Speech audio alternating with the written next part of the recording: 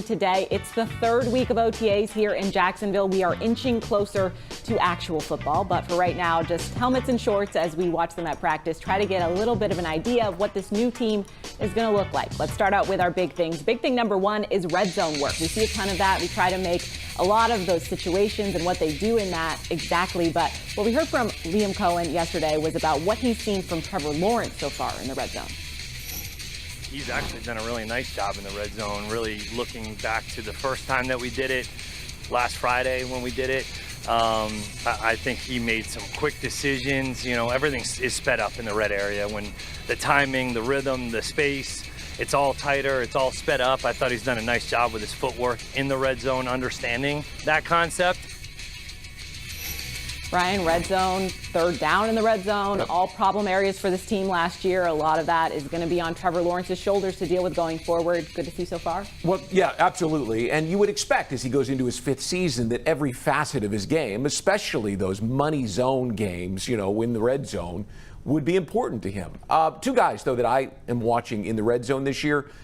Brent Strange, the tight end who has great leaping abilities we've seen in the past, and a guy with really good hands, and also Tank Bigsby, right? I mean, if the Jaguars are going to, and people say, well, what about Brian Thomas and what about the Travis Hunter? But there's two guys I think that will help the quarterback more than anyone else, and that is Tank's ability to punch it in and Strange's ability to get open while other people are focused on number 7 and number 12. If those two guys can lift their game in the red zone, I think it'll help Trevor Lawrence. Yeah, it should overall be a better red zone team. For one of the guys that Brian mentioned as well, Brian Thomas Jr., I think is going to continue to be more of a go-to guy there. Look, you're at the point now in OTAs and with the new regime where they've been around these players for a while. My understanding is the last couple of weeks, Trevor Lawrence has really impressed the people who are working with him. Not that they didn't expect to be impressed, but you're at that point now, Brian, where there's 2 or 3 months in, they're getting a feel for study habits. They're getting a feel for work ethic. Those are all things that when people come in, they want to know about a guy. You can hear it, but you got to see it. High-end stuff from Trevor Lawrence. My understanding he's improved dramatically the last couple of weeks in terms of what they want from him. So red zone's part of that, but overall, the last couple of weeks have been really encouraging for the quarterback. Very good. Switch to the defensive side of the ball. Our second big thing today is going to be weigh-in. We've made note of it here on this program. Some of the defensive players have lost weight. They look significantly a little bit more athletic out there. Josh Hines-Allen talked yesterday about what's going on with him. You know, my mindset was always, to be as dominant.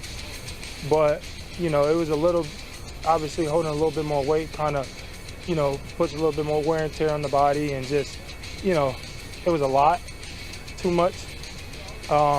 Again, learn to adapt. You got to know what works best for you. Something I tried and something that I'm like, all right, I probably don't want to do that again. John, Josh said yesterday he played at 285 last year. He doesn't want to do that again. I think just from what we've seen, he looks a little bit more healthy, says he's feeling better. Does this mean we're going to see some better play from him too? Yeah, where to start here? Look, a lot of guys were asked to put on weight last year. Last year is behind them, but it's pretty clear that did not work.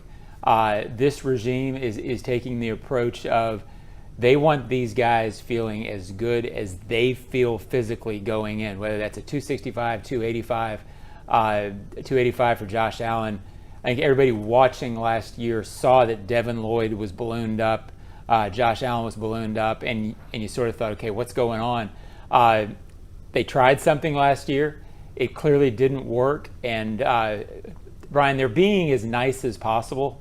That's Josh's nice way of saying, thank God I don't have to do that again. Right. And there are players that add weight. There's a story about the Ravens pass rusher today, adding 20 pounds to his frame because he wanted to be stronger when the season got into the November and December range. So guys try it. They go up, and both of those guys looked good last year in terms of physically. They were impressive.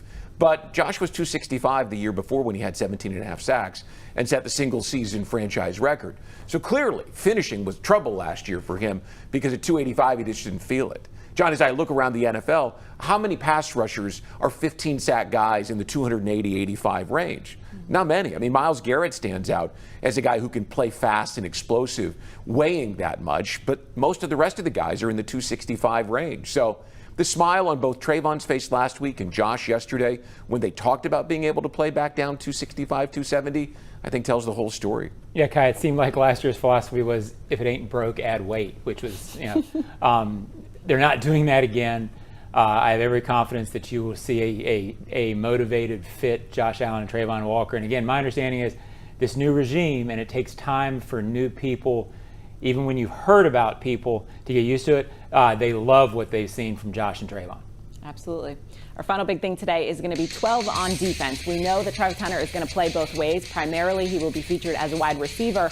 As far as open practices so far in OTAs, we haven't seen him play defense. He has been a part of some of the defense on different days of OTAs, and head coach Liam Cohen talked about what he's seen.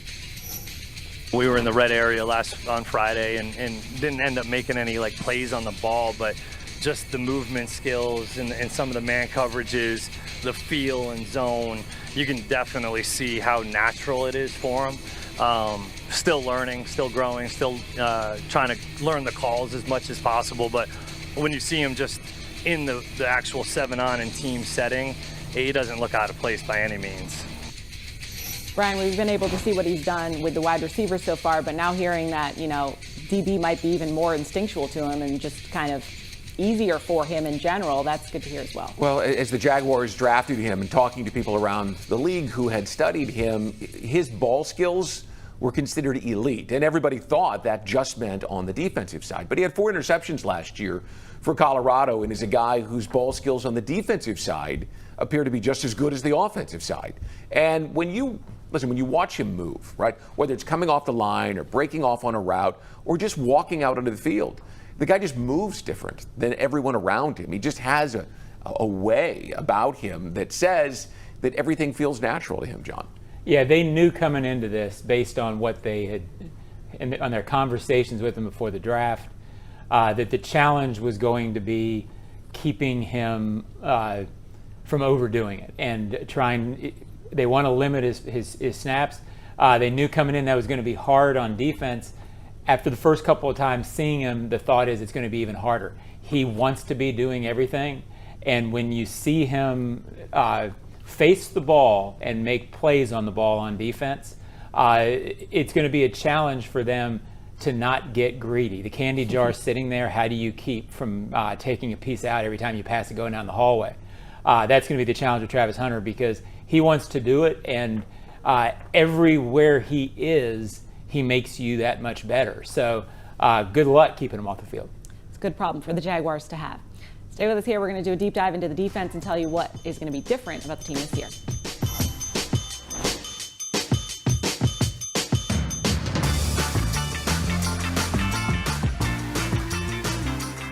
Hi, my name is Charlie Jordan, and I'm the manager of social media for the Jacksonville Jaguars. So as manager of social media, we serve as a bridge between the fans and the franchise. And so my passion is rooted in being a fan, but I also get to work with the team each day. The Bright Future Scholarship was huge for me because I was able to pursue an education at the University of Florida. And because I didn't have to worry about paying for classes, I could spend my time covering the sports teams that I work around. I'm extremely grateful for the Bright Future Scholarship and the Florida Lottery specifically for allowing me to earn an education.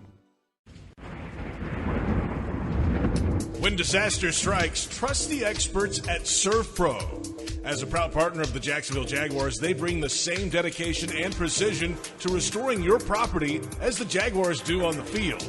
Whether it's water, fire, or storm damage, their highly trained professionals are on call 24/7 to make it like it never even happened. Surf Pro, your local leader in restoration and cleanup. Floridians, do you know how close you are to freshness? It's not a plane or a ship ride away. It's not across an ocean or over the equator. It's not even a far drive. The peak of freshness is at your grocery store, and it's called Fresh from Florida. Fresh from Florida is local produce grown by farmers right here in our own state, meaning it's always fresh, always in season, and always mouth-wateringly good. Look for the sunny Fresh from Florida logo or ask for it by name where you shop.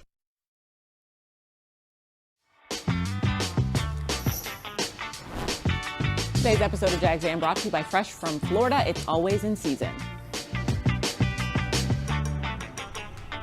I mean, I think we've adjusted well, including myself. I think just, being in the building, being here, being with the guys, getting the communication from the coach's mouth is always huge. The coaches have been awesome, very communicative.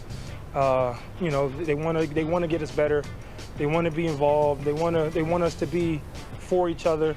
And you can tell by the passion that they give each and every day. I love it.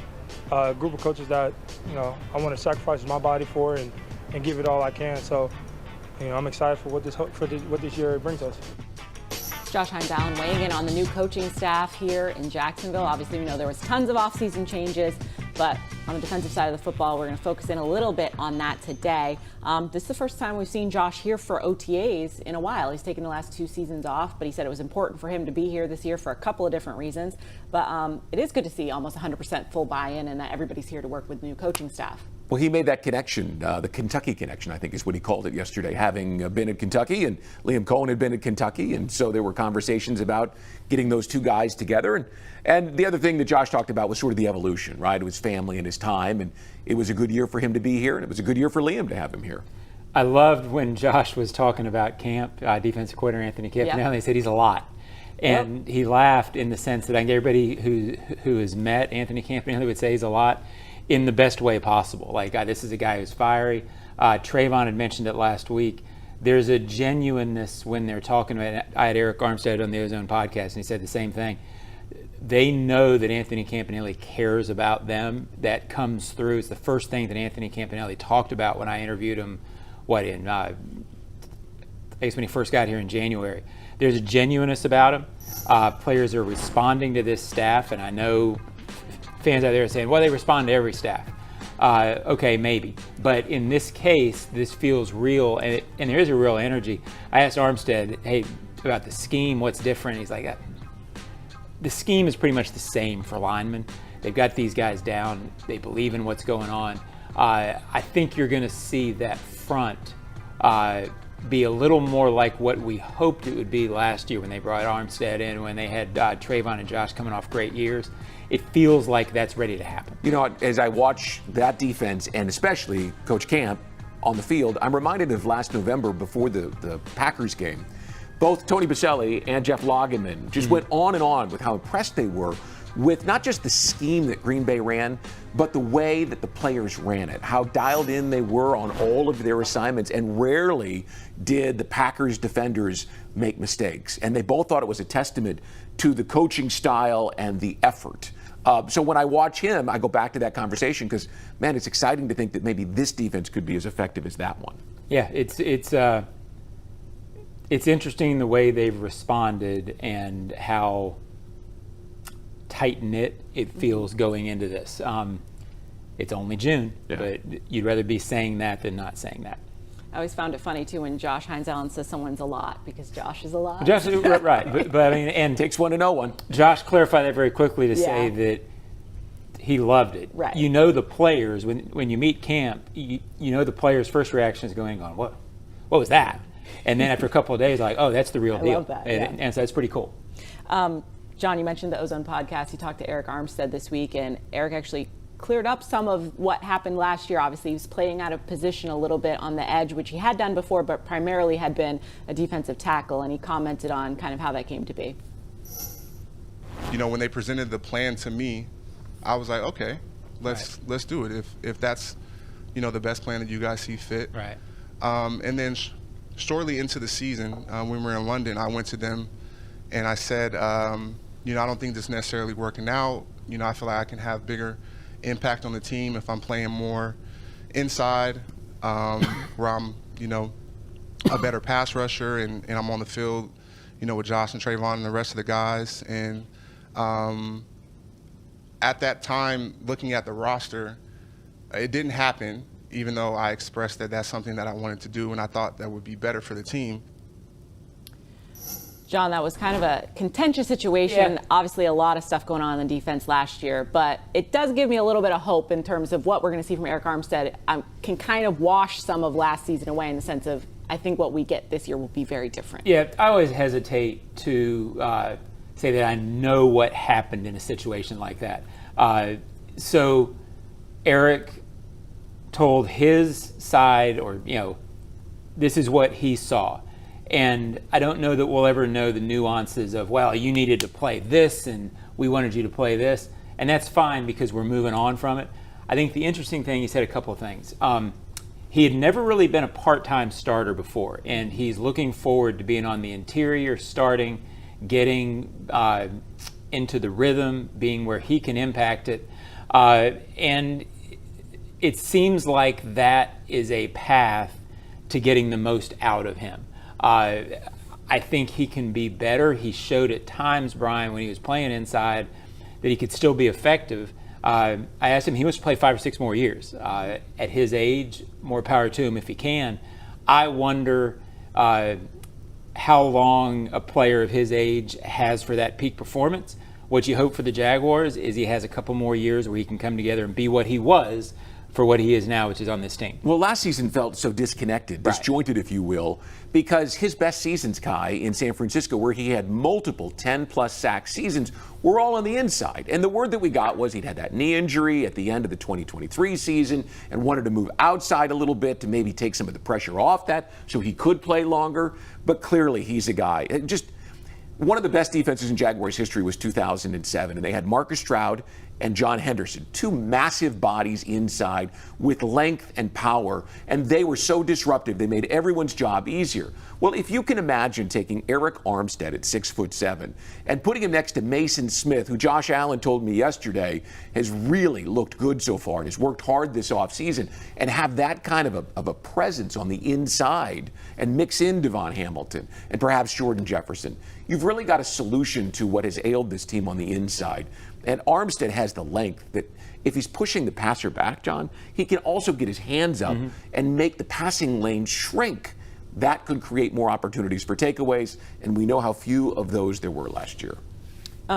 Eric talked about, wanting to play more because of the rotation style that they had last year. Josh and Trayvon have weighed in on that as well. Liam Cohen talked yesterday about the importance of having a balance between giving them some rest, but also playing your best players. It's a little bit of a balance of keeping guys fresh and wanting, you always hear the term waves of rushers, but ultimately you've got to have your best guys on the field as much as possible, and especially in those money downs, whether it be in the third downs, known passing situations, and in the red zone, right? So I do think it's a balance, but ultimately if they're in the physical shape to be able to do it and to play down in and down out consistently, that will be really important for us. Those guys are going to have to be in elite shape. They've done a great job of getting to that point thus far, and think that they're on track to do those things in this fall. We talked a little bit about their change in physical appearance, dropping some of the weight, hopefully playing more.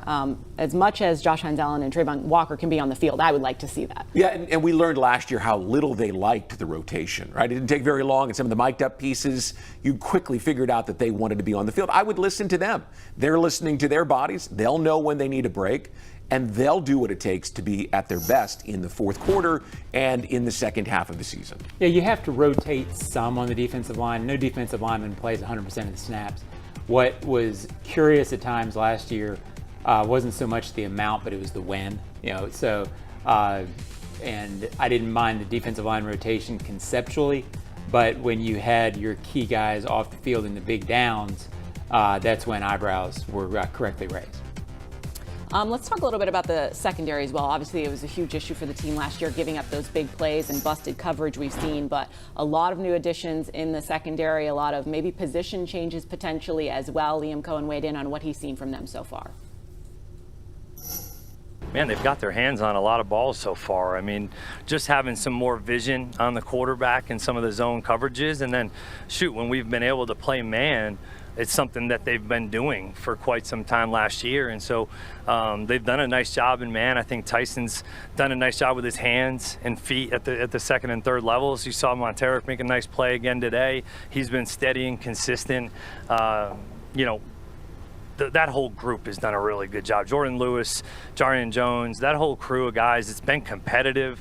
It's been a learning curve, obviously. When you're used to playing so much man, going back and playing a little bit of zone, as it sounds, could be a little bit challenging based on where your eyes are and the discipline, things like that. I think they've done a nice job, though, so far. John, we made a lot of what the secondary couldn't do last year. There's a lot of new faces out there. Obviously, Travis Hunter will be in the mix as well. Jordan Lewis, I feel like, has been a great leader for that group. Talked a little bit about working with Jarian Jones, and Jarian Jones may be on the outside a bit more this year from what we've seen. Well, it sounds like he's going to be on the outside a lot more. That's where they want him. It's a group that still feels Tyson Campbell's definitely a lock, and they love Jordan Lewis, who they signed in free agency. Eric Murray is clearly going to start, and Dewey, Andrew Wingard, appears right now to be the other safety. I'd still be a little surprised if Caleb Ransaw doesn't come in and be a factor there. I don't know that they're necessarily done in the secondary in this sense. They left space. James Gladstone talked about leaving space all over the roster for different young players to show they belong. I think they're still trying to find that. It wouldn't surprise me if there was another secondary, maybe a corner added, as they figure out how they want to use Travis Hunter, what that's going to look like. They've done a nice job of sort of staying over their feet as they build the roster. They could still do a veteran or let somebody come along who's here and develop, Brian. Well, the key to me is obviously Tyson Campbell. They paid him last year like an elite level corner. And in each of the last 2 years, Kai, he's struggled with some hamstring injuries. He's having a nice off season. Whatever that means to you, until we get into pads and until it's day in and day out on the practice field in August, will we see if that hamstring holds up this year. But he really does look good out there. And running with Brian Thomas and Travis Hunter, that's going to bring out the best in you. I mean, that's going to make you want to be sharp, and he really has been sharp. You heard the head coach talk about his hands. He's knocked away some balls and then knocked the ball out after it appeared that the receiver has made a catch. I think it's very promising what Tyson Campbell has brought to OTAs so far, and I'm excited to see him in August. Tyson is very effective when he's available. There is a new strength and conditioning staff here with the team. That's going to be a focus, I believe, of the hunt coming up. They're working a lot with that. They've changed a lot of different things, and obviously there's a new focus with Travis Hunter about playing him on both sides, what that's going to entail. So that'll be something to keep an eye on throughout the season, how that works in tandem with the coaching staff. So stay with us here on Jags AM. Coming up, we're going to continue our look around the AFC South. We're going to check in on the Titans and see what they're doing.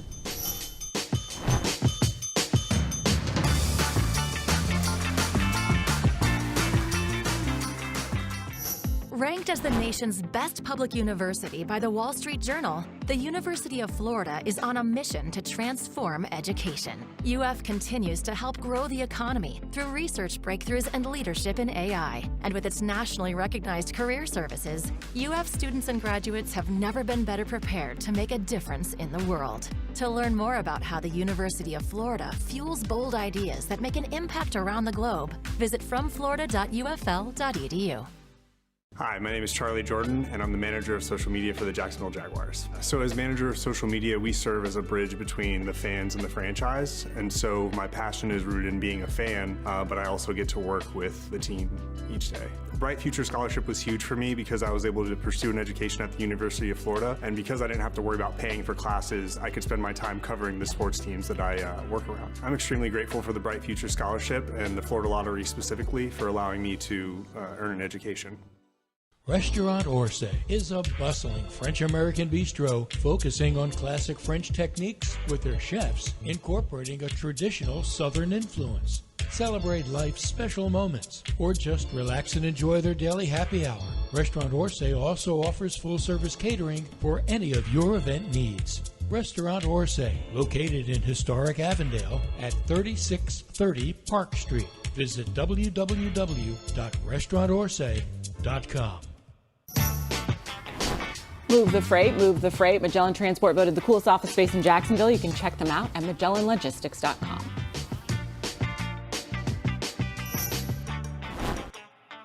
A little bit about what's going on in the AFC South. We talked last week a little bit about what was going on in Indianapolis with the Colts. Now we're going to check in on the Titans. Obviously, big story of the offseason. Number one pick, didn't have a great season last year, as well as the Jaguars didn't either. But Titans' number one pick, they went with Cam Ward at quarterback, trying to get their quarterback situation figured out after not having things work out with Will Levis. Brian, how quick or how effective can a rookie quarterback be right out of the gate when there's some other issues going on in Nashville? So the offensive line obviously is an issue there. The last 2 years they have drafted J.C. Latham and Peter Skoronski, 2 offensive linemen. So they've been working, but this year they were kind of bringing in guys like Kevin Zeitler and Dan Moore, older players to try to shore everything up. Ward's a talented guy, but John, I don't think he was a guy that if he had been on the board with other quarterbacks taken in recent years would be number 1 overall. I mean, I think it's a bit of a projection. No, he was, as much as he can be, pushed up the board. He was not considered the best player in the draft, whereas, or even the best prospect regardless of position, but the quarterback pushed him up.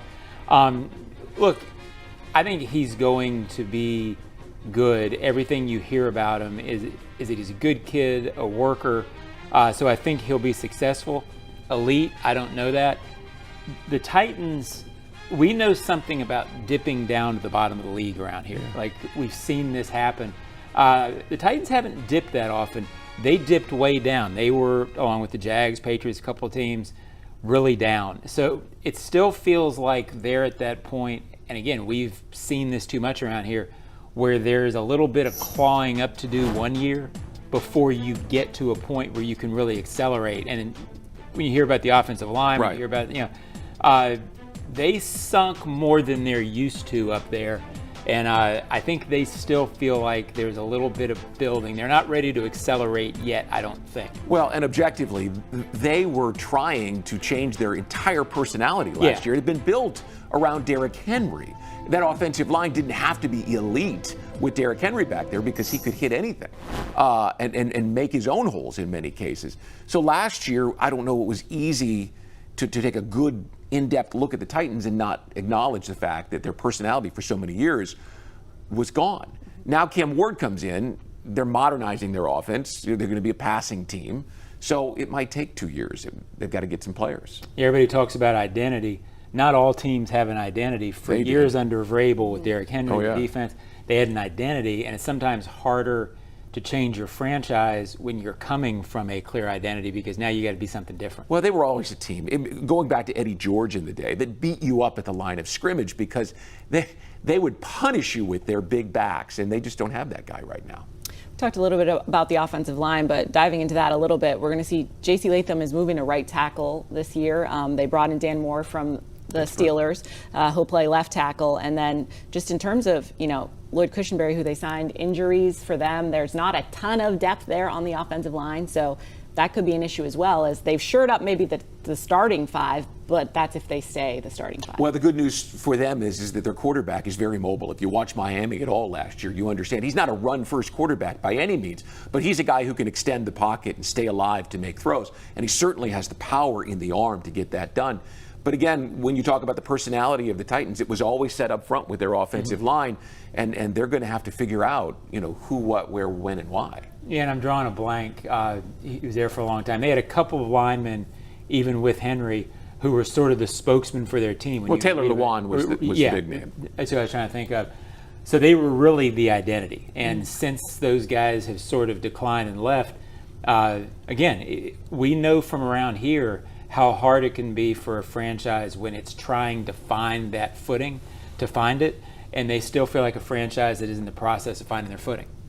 When we talk about that, obviously we've seen some changes here. They got a new GM over the offseason in Mike Bergonzi. They fired Rand Carthon. Obviously Brian Callahan's going to be in his second season, but again, how much leash will he be getting? Obviously he's got his quarterback now, but a lot of people are impatient in football, so he may be on the hot seat here as well, Brian. Yeah, because the general manager did not bring him in. But Callahan is a guy who has been well thought of, so I think they'll give him some time, especially with the quarterback coming in as a rookie. Correct me if I'm wrong, Calvin Ridley is still their down the field threat, and we've seen him each of the last 2 seasons. He's not Brian Thomas Jr. I mean, it's not like you're giving this young quarterback a legitimate number 1 weapon. So I think they're going to have to give him some time to figure it out. Yeah, and again, we don't cover the Titans, so it's hard to know the absolute specific dynamics of a franchise unless you're around it. But I know they're not used to being at the bottom. Nobody wants to be used to being at the bottom, but when you're sort of used to getting better quickly, which they are, that makes you wonder, it's a project with a rookie quarterback, but is there thought within the franchise, hey, we get that it's a project, but we still need to get to 7 or 8 and show something? Or do they believe, hey, we know with a project that we may have one more year of drafting at the top? I don't know what the answers are there. The patience in the NFL has changed since I started covering it in '95. Just a little bit. Just a little bit more impatient. Stay with us here. We'll tell you what's coming up the rest of the week.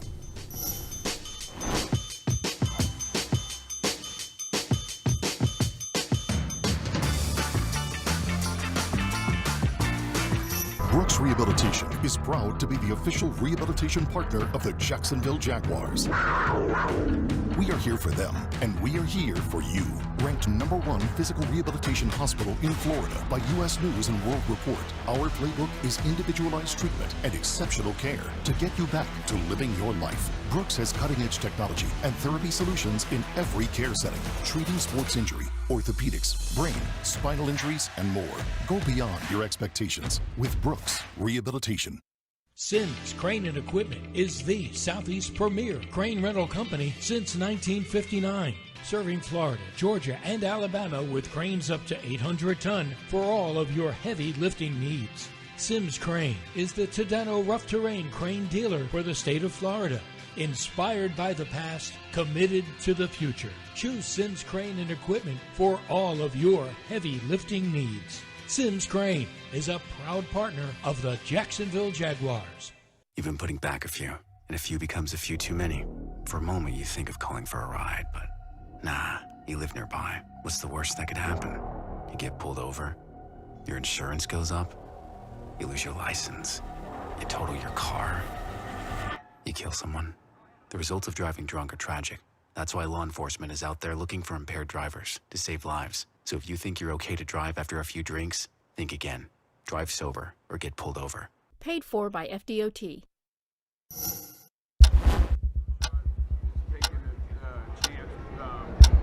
Let's go back to the start. It's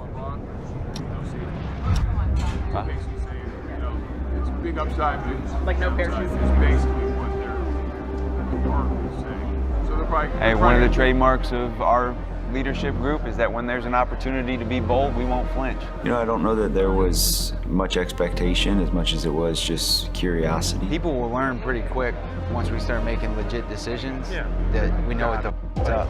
James came to Liam and I were sitting in the draft room, and he says, "What do you think about maybe making a phone call to Cleveland?" Regardless of how things fall, we'll end up in a position to be better tomorrow than we were today. Pretty much immediately, at least in my mind, was like, why not? Tonight, still good for the same timing. Executing it. Yeah, that sounds good. It wasn't at our mercy, but there was confidence that it would be able to get done. We're going to draft a Hall of Famer with your first overall pick. A lot of people said, well, boy, you gave up a lot.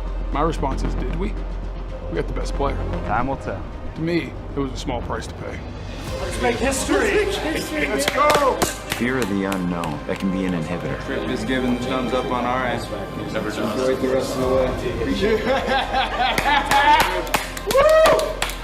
The moments that I didn't take action out of fear, I have looked back at and regretted. Hey Travis, this is James Gladstone with the Jacksonville Jaguars. How you doing? For the rest of my life, when there's opportunity for me to face fear, I challenge it. Because you're the one we've been hunting up.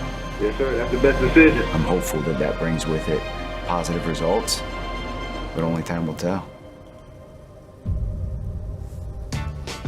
The latest piece of cinema from the Hunt team here at Jaguars Productions, all behind the scenes and a little bit of how it came to be, the trade up for Travis Hunter. We got some very cool access into that and kind of hearing them talk behind the scenes. That new episode came out last week. If you haven't checked it out, you definitely want to kind of see the inner workings of how things have been going with new GM James Gladstone. The more you hear, the more that you watch the behind-the-scenes stuff, the more that you understand the way that he and Baselli and Cohen think and work together, the more excited it is, the more easy it is to be excited about what's coming. Yeah, we've made this point on this show, and you're exactly right, so I'll go a different direction. I think maybe fans who watch The Hunt might get a little spoiled and not realize how ridiculously transparent this is. And I don't know if this is the way the league's going, but I know for Jaguars fans, and I'm saying all this to credit the front office for allowing this sort of access. It's really cool. There's nothing wrong with it, but this league has not always been a league where front offices want to let fans behind the scenes. It's really good stuff, and don't think that you're seeing it everywhere. This is unique. Very cool. All right, the rest of the week, a couple more OTAs, and then we're going to hear from the coaching, some of the new coaches later on this Thursday, Brian. That's going to be cool. It's always like a unique experience. We have this kind of roundtable experience with the media, is able to talk to some of the position coaches and learn a little bit about them. It's a relationship business, and you don't build relationships with these guys until you get to talk to them. And we really haven't had much of an opportunity to get to know them at all in a relaxed setting. So it'll be interesting to find out which guys really enjoy it, who's the most candid, right? Who's the one that's going to tell you what you didn't expect? And those guys are fun. Nothing better than talking to the offensive line coach. John loves an offensive line coach conversation. So we'll be sure to bring you the latest on that. And we will be back for our final show before training camp next week on Tuesday, so join us then.